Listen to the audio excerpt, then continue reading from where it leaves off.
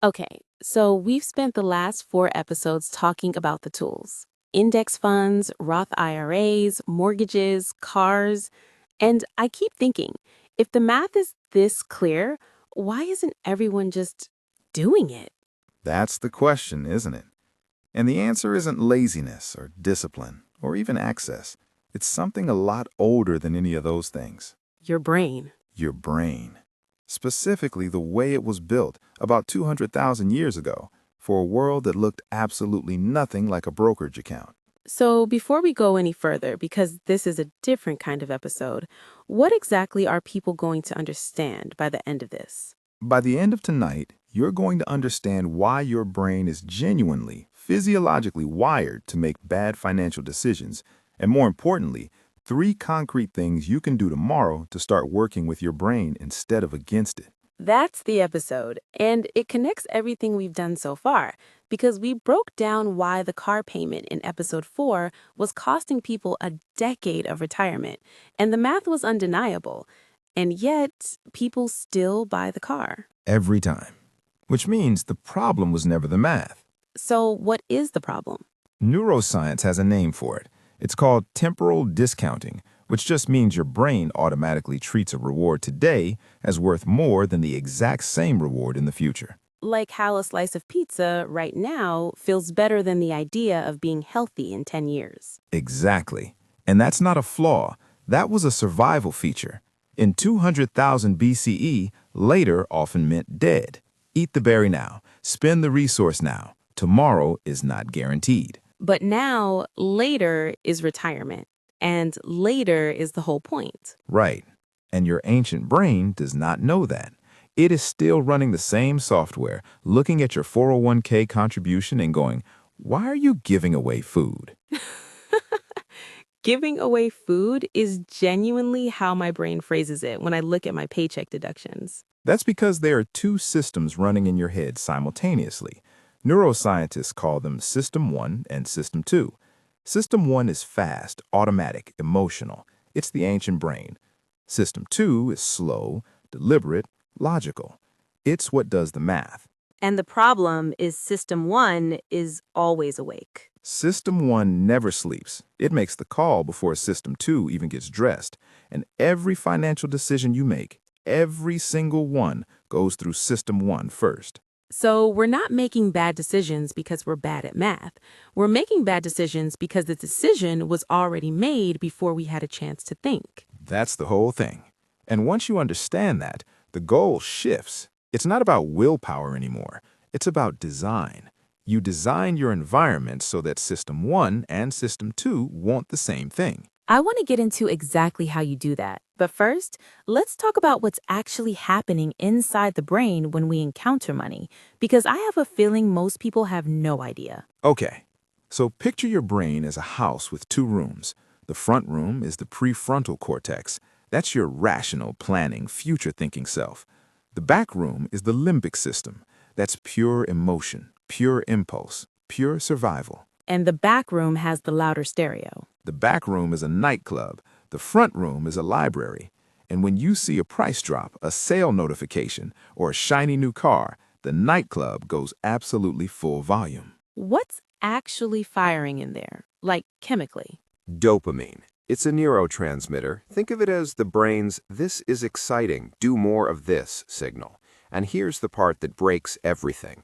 Dopamine doesn't fire when you get the reward. It fires when you anticipate the reward. So the high is in the browsing, not the buying. Precisely, which is why you can scroll a shopping app for 40 minutes, feel incredible, buy something, feel nothing, and then do it again the next night.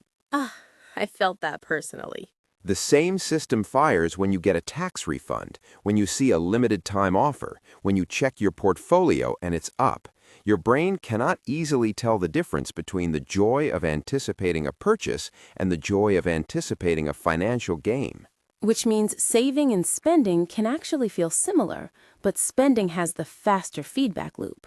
That's the whole asymmetry. Spending gives you the dopamine hit within hours. Investing gives you the same hit, but it arrives in years. Your brain doesn't experience those the same way at all. Okay, but there's another force at play here too, right? Because it's not just about wanting the reward now, it's also about being terrified of losing. Loss aversion. This is one of the most well-documented findings in behavioral economics, which is just the science of how humans actually make decisions rather than how they theoretically should. The finding is this: losing $100 hurts roughly twice as much as gaining $100 feels good. So pain and pleasure are not on the same scale. Not even close. And this is why people panic and sell their index funds the moment the market drops, even though we covered in episode 1 that staying in always wins long term. The logic is there, but the pain of watching a number go red overrides the logic every single time. So your brain reads a market dip as danger, the same signal as a predator. Neurologically, it's the same threat response. Your amygdala, the brain's alarm bell, fires.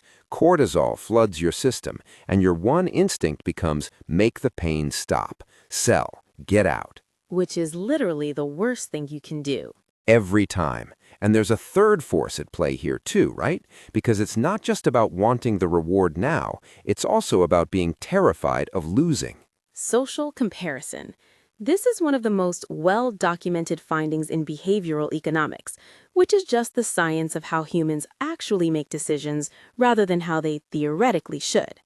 The finding is this: losing $100 hurts roughly twice as much as gaining $100 feels good. So pain and pleasure are not on the same scale. Not even close. And this is why people panic and sell their index funds the moment the market drops, even though we covered in episode 1 that staying in always wins long term. The logic is there, but the pain of watching a number go red overrides the logic every single time. So your brain reads a market dip as danger, the same signal as a predator. Neurologically, it's the same threat response. Your amygdala, the brain's alarm bell, fires. Cortisol floods your system, and your one instinct becomes make the pain stop, sell, get out. Which is literally the worst thing you can do. Every time. And there's a third force at play: social comparison. Humans are wired for status in their tribe. When your neighbor gets a new car, a part of your brain genuinely registers that as a threat to your position in the group. Keeping up with the Joneses isn't vanity. It's a survival instinct wearing a BMW badge. That is a perfect sentence. And it drives enormous financial decisions. The house that's slightly too big, the car that's slightly too expensive, the watch that made no logical sense. None of it is random. It's all the ancient brain doing its job just in the wrong century. So we've got 3 villains: the dopamine anticipation loop, loss aversion, and social comparison. Coming up, what happens when all 3 of these collide in real financial history, and I promise it is not pretty. It is very much not pretty. Let's talk about the dot-com bubble. The year is 1999.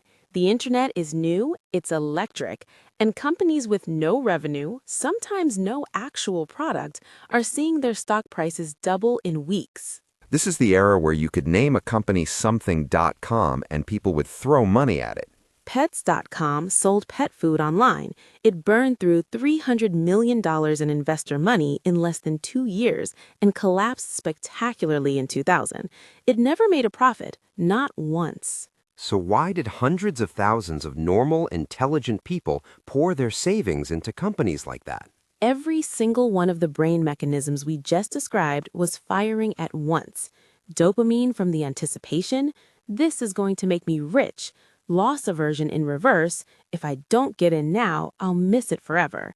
And social comparison, my brother-in-law just doubled his money, what am I doing?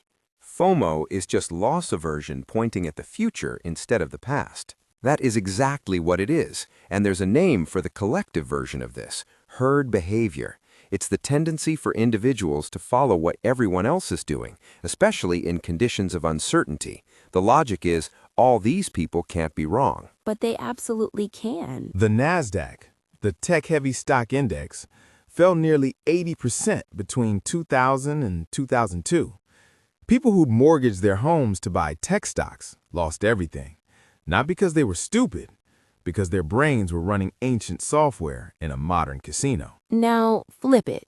Is there someone who got it right, who actually rewired the loop? Warren Buffett, who at the height of the dot-com frenzy, 1999, when everyone on Earth thought he'd lost his edge, refused to buy a single tech stock. The press mocked him. Shareholders were angry. His Berkshire Hathaway stock underperformed the market, And then the crash came. and Berkshire barely moved. While the Nasdaq lost 80%, Buffett's portfolio was essentially intact. He later said, "I don't invest in what I don't understand." But the neuroscience version of that is simpler. He had trained himself to pause between the emotional signal and the action. He built a gap between I feel this and I do this. That gap is everything. Neuroscientists call it the implementation pause. It's the moment where System 2 has a chance to catch up with System 1. Buffett institutionalized that pause through rules, through process, through writing things down before acting. He didn't have better information than everyone else in 1999. He had a better process. And that process wasn't natural, it was designed, which is the lesson. Wealth isn't built by people who feel less. It's built by people who have designed systems that create a pause before they act on what they feel. Okay, I love this, but I also have questions because I know exactly what someone listening to this right now is thinking, and it is not flattering. Go ahead. Objection 1. This sounds like an excuse. Saying my brain is wired badly is just a fancy way of saying I have no self-control. Other people manage to save. Why can't I? This is the most important reframe in the whole episode. The people who appear to have better self-control with money are almost never relying on willpower. They have, usually without knowing it, better environmental design. Meaning their systems make the right choice easier than the wrong one. Exactly. Their savings are automated, so the decision never appears.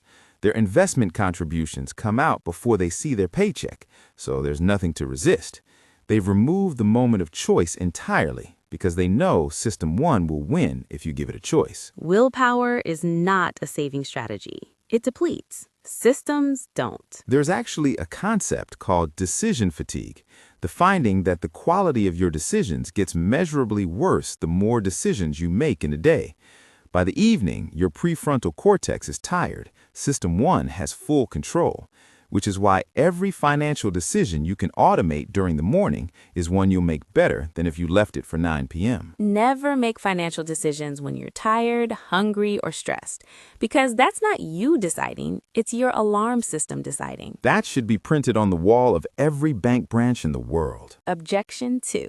And this one's more uncomfortable. I grew up with no money. The people around me spent everything because there was nothing to save. How do you rewire something that's been reinforced for 20 years? This is real, and I want to take it seriously. There is genuine research on what's called a scarcity mindset. It's the cognitive pattern that forms when you grow up with chronic financial insecurity. The brain learns, correctly in that environment, that resources disappear fast. Spend now. Don't trust the future. And that's not a character flaw. That's an adaptation. It's a completely rational adaptation to an environment of scarcity. The hard truth is that rewiring it requires two things. First, you have to consciously name what's happening. This feeling is my brain running an old pattern, not responding to my actual situation right now. Naming it is not magic, but it activates System 2. And second? Second, you create small, repeated experiences of financial safety.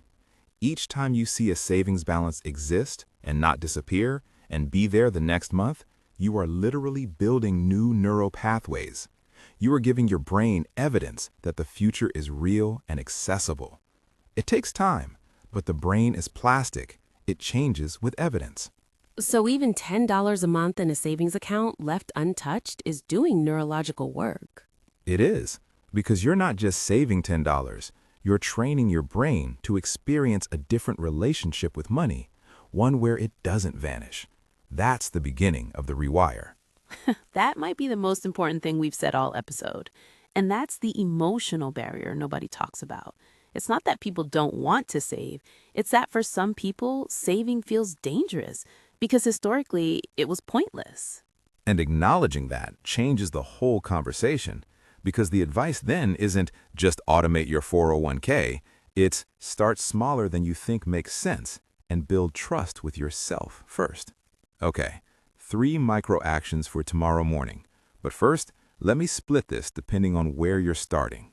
Good, because just automate everything lands very differently if you have nothing in savings versus if you have a solid base already. If you have nothing saved right now, the single most important thing is not the amount, it's the automation. Tomorrow morning, set up an automatic transfer of whatever you can, even $20, to move from your checking account to a separate savings account on payday. The moment it becomes invisible, it becomes real. You're not saving $20, you're installing a system. If you already have $5,000 or more saved, your job is to audit your friction. Open your investment accounts and ask, what decisions am I leaving to future tired me? Anything you have to manually decide each month is a decision your System 1 will eventually sabotage. Automate your index fund contributions. Remove the choice from the equation. Now, 3 micro actions for anyone at any level. Micro action 1, the 48-hour rule. For any non-essential purchase over $50, you must wait 48 hours before buying. This creates the implementation pause, the gap between the dopamine signal and the action. And the research shows that about half the time, you won't want the thing anymore. Because the dopamine was in the anticipation. Once you've waited, the anticipation is gone. Micro action 2, name the bias out loud. Seriously, this sounds strange, but next time you feel a financial impulse, say to yourself or write down, this is loss aversion, or this is social comparison, or this is the dopamine loop. Naming the mechanism is not a magic spell, but it measurably activates your prefrontal cortex and gives System 2 a fighting chance. I actually do this. My partner thinks I've lost my mind. What are you doing? I'm naming my biases. Leave me alone. Micro action 3, design your information diet. Unfollow, mute, or unsubscribe from anything that makes you feel financially anxious or financially inferior. This is not avoidance. This is reducing the inputs that trigger your social comparison circuits. Your brain cannot want what it isn't shown. That one is quietly enormous because you cannot willpower your way past an algorithm that has spent billions of dollars learning exactly how to trigger your comparison reflex. You cannot out-discipline a system that was engineered to undermine your discipline. So don't fight it. Cut the signal. So to land this whole thing, it's not about being smarter or working harder or having more willpower. It's about understanding that your brain is ancient hardware running in a modern financial world and designing your life so the hardware doesn't have to fight itself. Automate the good decisions. Create a pause before the bad ones. Name what's happening when you feel it, and start small enough that your brain can actually believe it's real. The money stuff, the index funds, the accounts, the strategies, we've covered all of that. This is the layer underneath all of it. This is why any of it actually works. And on that note, we'll let that settle. Let it run while you sleep. We don't have a confirmed topic locked in for tomorrow night yet, but we're cooking something up. And if the last 5 episodes are going by, you'll want to be there. Keep the show on, keep the lights low. Good night. Good night, everyone.